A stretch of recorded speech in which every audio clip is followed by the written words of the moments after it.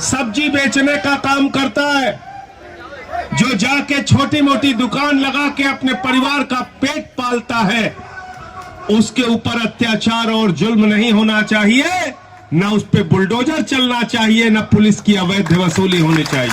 मैं भाजपाइयों से कहना चाहता हूं, इन गरीबों पे जो तुम बुलडोजर चला रहे हो, चुनाव के अंदर तुम्हारे वोट की राजनीति पर बुलडोजर चलाने का काम यही गरीब आदमी करेगा। और इनके परिवार का वोट मिला लो तो कम से कम 20 करोड़ वोटर है, 20 करोड़।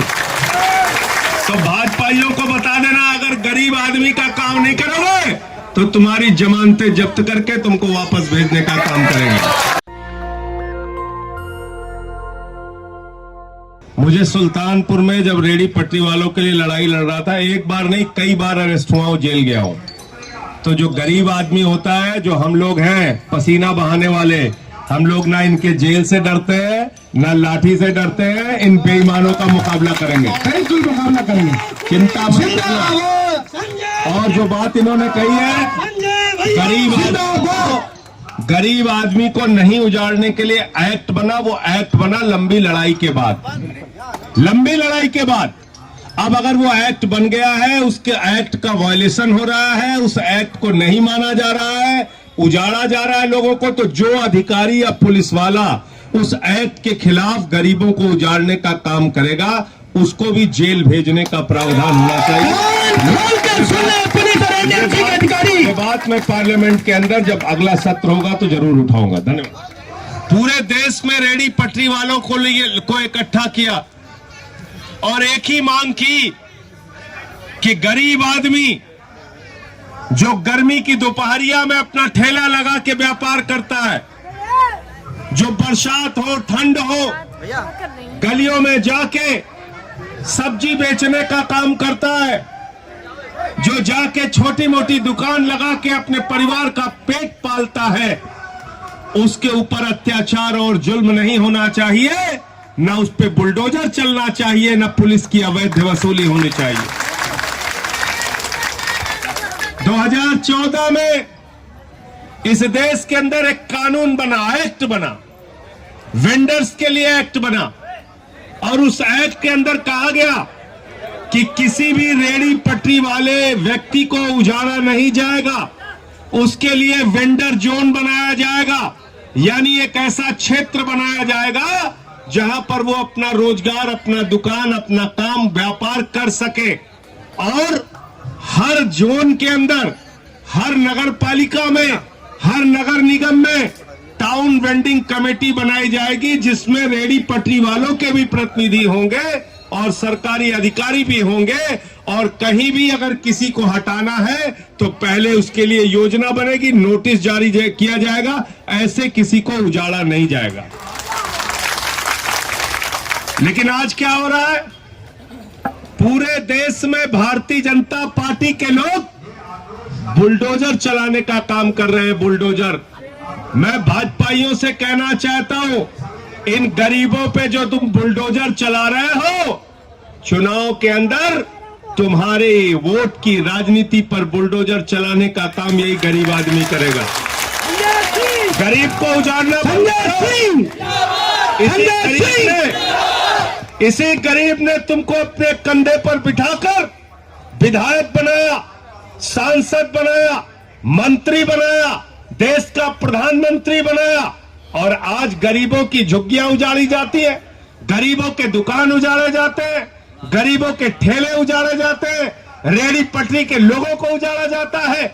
इस मुल्क के अंदर एक ऐसी सरकार चल रही है जो गरीबों के खिलाफ काम करने का काम कर रही है, और आम आदमी पार्टी और हम सारे लोग इस देश के गरीबों के पक्ष में खड़े हैं, इसके साथ खड़े हैं और इनकी लड़ाई लड़ने का काम करेंगे। मैं अर्बन कमेटी का भी मेंबर हूं। अर्बन कमेटी में 10-10 हजार रुपए और बाद में 20,000 रुपए जो रेडी पटरी वालों को पैसा देने की, सहायता देने की घोषणा की गई थी, उसमें बहुत सारे ऐसे नियम थे।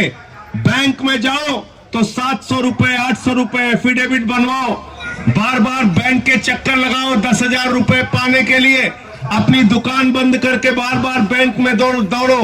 उसके लिए हम लोगों ने बैंक वालों से कहा कि आप लोग शिविर लगाइए और उसी शिविर में भुगतान करने का काम कीजिए। दिल्ली में भी जहां समस्या आ रही है, आप ऐसी जगहों का नाम हमें बताइएगा, इसके लिए काम करेंगे हम लोग। आपका जो 10,000 20,000 रुपए मिलना है, वो पैसे आपको मिलना शुरू हो। दूसरी बात, आज जो ये बुलडोजर चला रहे हैं पूरे देश भर में, उस बुलडोजर के पीछे इनकी हिंदू मुसलमान की राजनीति रहती है। ये मैसेज दिया जाता है कि हम तो बुलडोजर मुसलमानों पे चला रहे हैं। याद रखना, ये ना हिंदू के हैं ना मुसलमान के हैं, किसी को नहीं बख्शा, किसी को नहीं बख्शा। याद कर रहे हो ना, वो दिलीप सक्सेना इसी जहांगीरपुरी में रोते हुए उसका वीडियो आया कि हमारी दुकान उजाड़ रहे हो, हमारे पास कागज है 1975 का।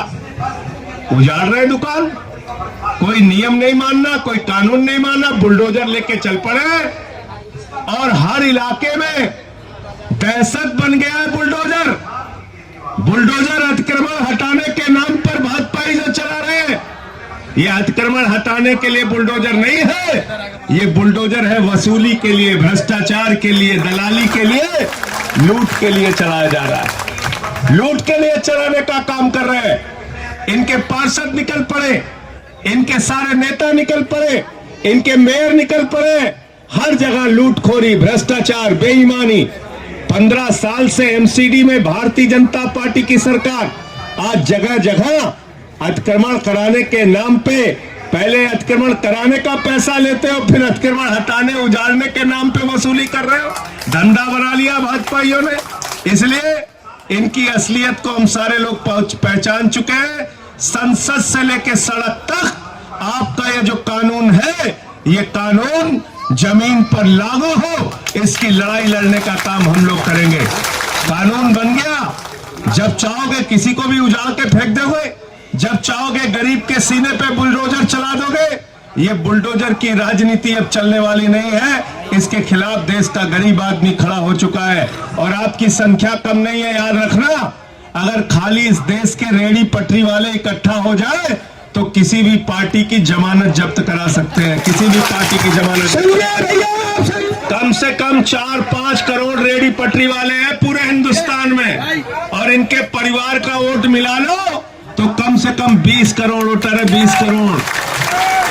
तो भाजपाइयों को बता देना, अगर गरीब आदमी का काम नहीं करोगे तो तुम्हारी जमानतें जब्त करके तुमको वापस भेजने का काम करेंगे।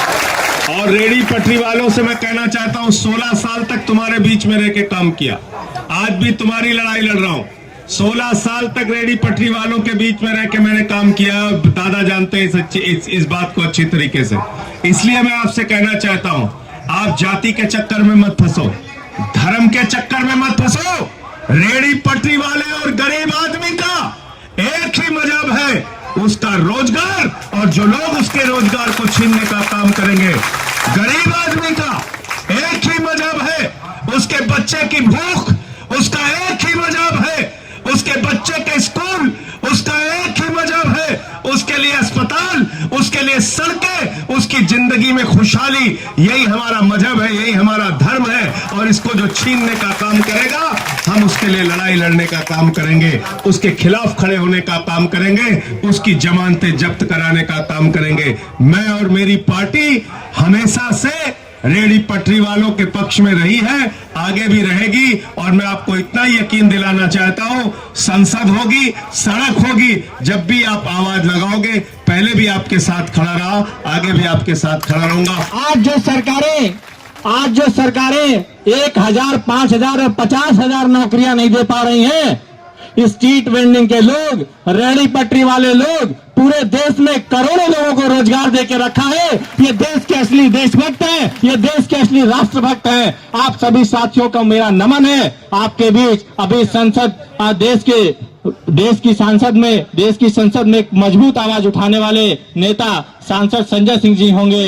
अभी भी मैं कह रहा हूं कि ये नेशनल हॉकर्स फेडरेशन एक इस देश में, इस लड़ाई में मील का पत्थर है। हम सभी लोगों को इसके साथ एक एकता बना के रखना है और 1200 से ज्यादा संगठन जो इसके साथ जुड़े हुए हैं, 2800 प्रदेश में, इतने यूटीज में जो भी संगठन इसके साथ जुड़े हुए हैं, इसकी एकता बनानी है, इसमें मेंबरशिप बढ़ाना है, लोगों को और जागरूक करना है।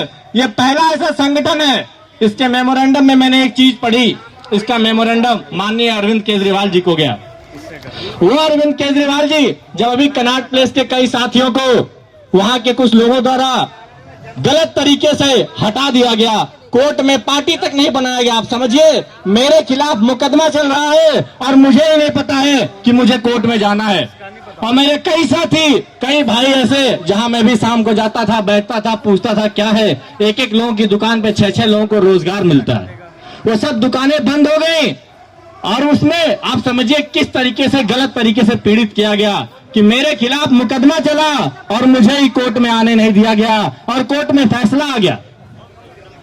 विडंबना है बहुत बड़ी। सब लोग हट गए। जब हमारे रेहड़ी पटरी वाले साथी माननीय मुख्यमंत्री जी के पास गए तो मुख्यमंत्री जी का सीधा जवाब था कि अगर लड़ाई न्यायालय में है, अगर लड़ाई कोर्ट में है तो लड़ाई कोर्ट में लड़ेंगे। दिल्ली में जितने महंगे से महंगा, जितना बड़ा से बड़ा वकील हो, इन लोगों के लिए लगा दो। कि आपसे गुजारिश है कि अगर इसको बचाना चाहते हैं तो नेशनल दस्तक को सब्सक्राइब करने के लिए रेड कलर के सब्सक्राइब बटन को दबाएं, फिर बेल आइकन की घंटी दबाएं। नेशनल दस्तक को बचाने के लिए बहुत जरूरी है कि हर खबर को शेयर करें, लाइक करें, कमेंट जरूर करें।